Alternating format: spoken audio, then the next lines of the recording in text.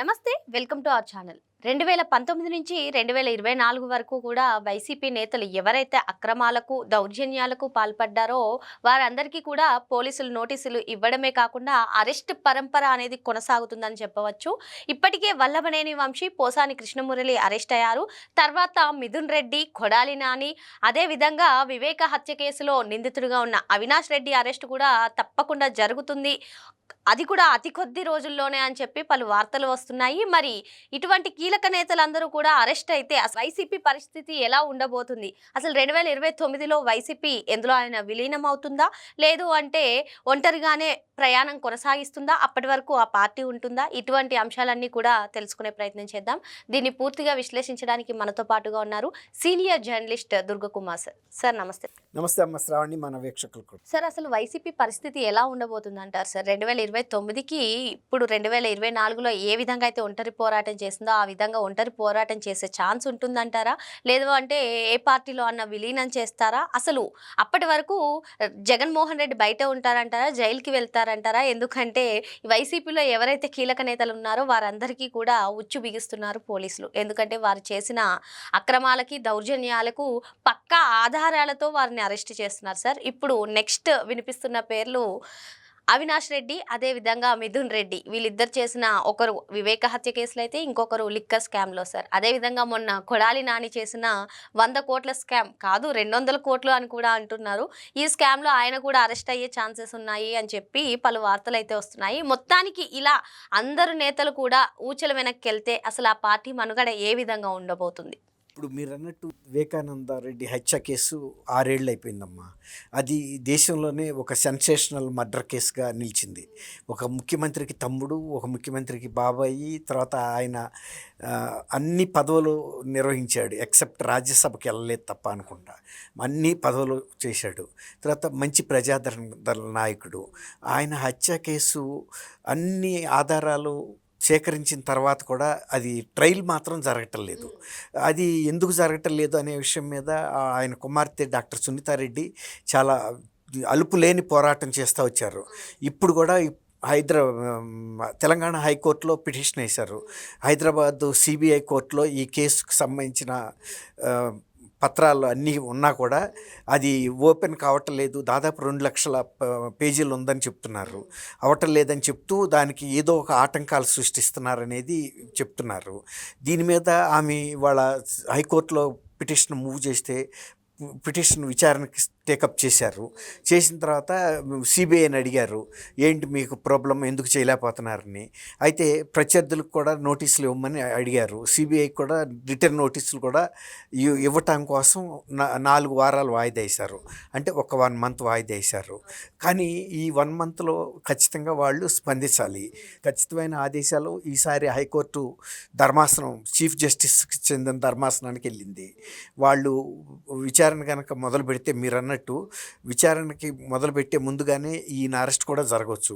ఎందుకంటే విచారణని తప్పించుకు తిరిగే పరిస్థితి ఉంటుంది కాబట్టి ముందుగానే అరెస్ట్ చేసి జైలు నుంచే విచారణని నడిపిస్తారు. రెండోది ఫాస్ట్ ట్రాక్ కోర్టు కానీ లేకపోతే ఒక డెడికేటెడ్ కోర్టుకు కానీ అప్పగిచ్చే అవకాశాలు పూర్తిగా ఉన్నాయి. సపోజ్ ఒక్కోసారి ఇట్లాంటి పెద్ద కేసెస్ ఎలా చేస్తారంటే బయట కాకుండా కోర్టుని ఎవరైతే ఈ నిందితులు ఏ జైల్లో అయితే ఉంటారో అదే జైల్లోనే ఆ కోర్టు కూడా ఏర్పాటు చేస్తారు. అట్లా కూడా జరుగుతాయి. ఎందుకంటే వీళ్ళని మాటికి బయటకు తీసుకురావటం, వీళ్ళకి ప్రొటెక్షన్ ఇవ్వటం, తీసుకెళ్ళటం, ఇదంతా సమయంతోనూ ఖర్చుతో కూడుకున్న పని, శ్రమతో కూడుకున్న పని. ఈయన వివేకానంద రెడ్డి గారి హత్య కేసులో ఇంకా పెద్ద వాయిదాలు పడుతుంది అనేది అయితే లేదు. ఇప్పుడు ఆ టెక్నికల్ అంశాలతో కనుక వీళ్ళు మాటికి ఫైల్స్ ఓపెన్ కావటం లేదు కంప్యూటర్స్లో అని కనుక చేస్తే ఇంకా 7 ఏళ్లకు కూడా ఈ కేసు విచారణ జరగదు అని ఈయన తరపు లాయర్ కూడా చెప్పారు, సునీత తరపు లాయరు. అయితే అప్పుడు ఆయన అడిగాడు జడ్జి గారు, మీరు ఇప్పుడు ఏం కోరుకుంటున్నారని. ఏం కోరుకునేది వెంటనే చేయాలండి అంటే, అయితే ప్రత్యర్థులకు మీరు నోటీసులు పంపండి. వీళ్ళకి కూడా చెప్పారు, సునీతకు కూడా, వాళ్ళకి ఆ టైం ఇద్దాము, ఇచ్చిన తర్వాత నేను 4 వారాల తర్వాతకి వాయిదాకేశారు. తర్వాత మీరు అన్నట్టు మిథున్ రెడ్డి విషయం వచ్చేటప్పటికి మిథున్ రెడ్డి కూడా తీవ్రమైనటువంటి మద్యం కుంభకోణం కేసులో ఉన్నాడు. ఇప్పుడు మద్యం కుంభకోణం కూడా కదులుతూ ఉంది. దానికి సంబంధించిన ఆధారాలన్నీ సేకరించారు. ఆ కేసు ఫైల్ అయితే మీరు మిథున్ రెడ్డి కూడా అరెస్ట్ అయ్యే సూచనలు ఉన్నాయి. తర్వాత ఇంకా కొన్ని ల్యాండ్ గ్రాబింగ్ ఇష్యూస్ కూడా అక్కడ ఉన్నాయి వాళ్ళ ఫ్యామిలీ మీద. అదొకటి. ఇప్పుడు కొడాలి నాని దగ్గరికి వచ్చేటప్పటికి మనం చూసాము, పల్లపు ప్రాంతాల్లో ఇళ్ల స్థలాలు కొని జగన్మోహన్ రెడ్డి ఇళ్ళు పేరిట దాన్ని మెరక తోలటం కోసం అని చెప్పి వందల కోట్ల రూపాయల పనులు నామినేషన్ మీద ఇచ్చారు. ఎవరికి? బయట వాళ్ళకి ఇచ్చి ఆ డబ్బులు వీళ్ళే తీసుకున్నారు. అది ఒక్కొక్క ఊరిలోనే కూడా దాదాపు ఒక 15-20 కోట్లు కూడా జరిగినాయి ట్రాన్సాక్షన్స్. అట్లా అనేక గ్రామాల్లో జరిగినాయి. ఇప్పుడు వరకు ఆయన బూతుల మంత్రి ఏదో బోళా శంకర్ లాగా తిడుతున్నాడే తప్ప ఆర్థిక నేరాలు చేయలేదు అనుకున్నారు. ఆర్థిక నేరాలు కూడా చేశాడనేది ఇప్పుడు తెలుస్తుంది. తర్వాత అంతకుముందు ఆయన మీద ఇన్కమ్ ట్యాక్స్ రేట్స్ కూడా అయినాయి ఆయన పౌర సరఫరాల శాఖ మంత్రిగా ఉండగా.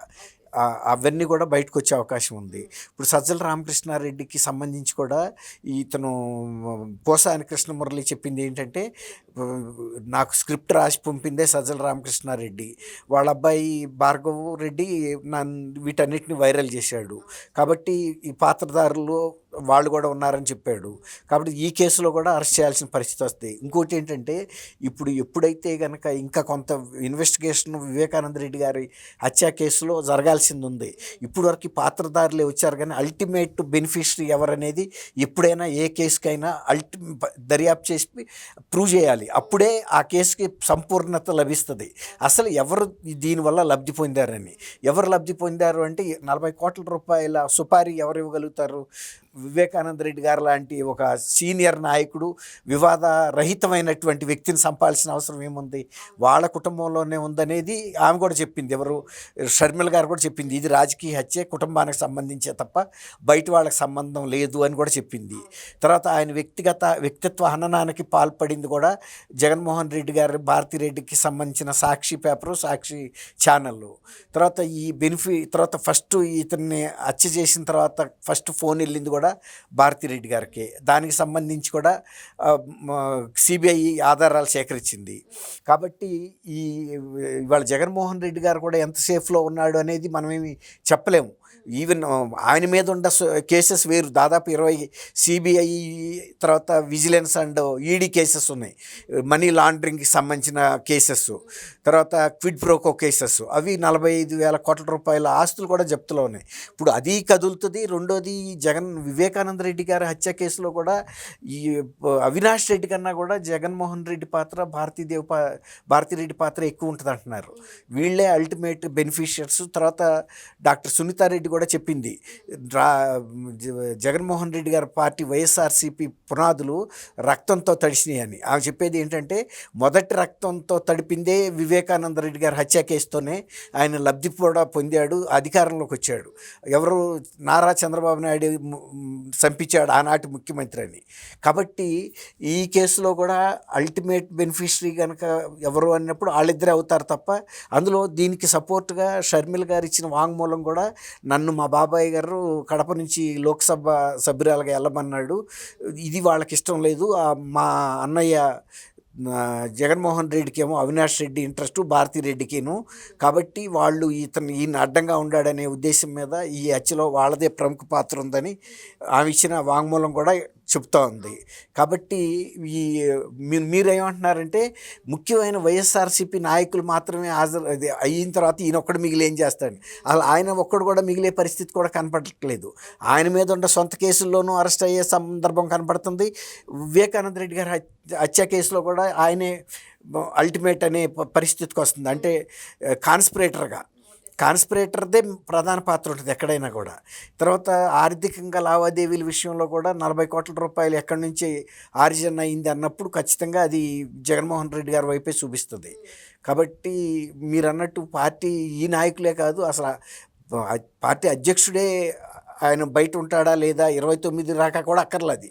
బహుశా 25లోనే ఇవన్నీ కూడా జరిగే సందర్భం కనపడుతుంది. కాబట్టి ఇంత క్రిమినల్ రికార్డ్స్ ఉన్న పార్టీని ప్రజలు ఇంకా ఎన్నుకుంటారనేది అయితే మనం అనుకోలేము. కిందసారి ఫస్ట్ సారి 2019లో మోసపోయారు, కానీ అదే 24 వచ్చేటప్పటికి ఆయన నిజ స్వరూపం తెలిసి ఖచ్చితమైన తీర్పిచ్చారు. ఇంకా అప్పుడు కొంతమందిలో భయం ఉంది, జగన్మోహన్ రెడ్డి గారు ఇంకా అధికారంలోకి వస్తాడని అనుమానం ఉండి కొంత 11 సీట్లు అయినా వచ్చినాయి. ఒక్కసారి పూర్తిగా ఫ్లాట్ అయిపోయాడు కదా ఆయన 11 సీట్లతో. ఇక ఇతను మళ్ళీ తిరిగి ఇప్పుడు ఒకసారి ఒక పామును కనుక తల చిత కొట్టేశారనుకోండి, ఆ పాము బతుకుతుందా? సేమ్ ఇది కూడా ఏ రాజకీయ పార్టీ అయినా దాని విశ్వసనీయత కనుక కోల్పోయిన తర్వాత, ప్రజల్లో విశ్వాసం కోల్పోయిన తర్వాత, ఇచ్చిన హామీలు నెరవేర్చకుండా ప్రజల్ని పీడించడమే ఏకైక లక్ష్యం అన్న పరిపాలన సాగించిన పార్టీలు కూడా గతంలో ఎప్పుడు మనగలగలేదు. అవి చరిత్రలో కలిసిపోయినాయి. ఇప్పుడు ఇది కూడా జగన్మోహన్ రెడ్డి గారి పరిస్థితి కూడా, ఆయన వ్యక్తిగత రాజకీయ జీవితం అంతే, పార్టీ కూడా అదే అవుతుంది. Okay sir. మొత్తానికి 2029 వరకు కాదు, 2025, 26లోనే వైసీపీ భూస్థాపితం అయ్యే అవకాశాలున్నాయని చెప్పి సార్ చెప్తున్నారు. Thank you sir. Thank you అమ్మా శ్రావణి, మన వీక్షకులు.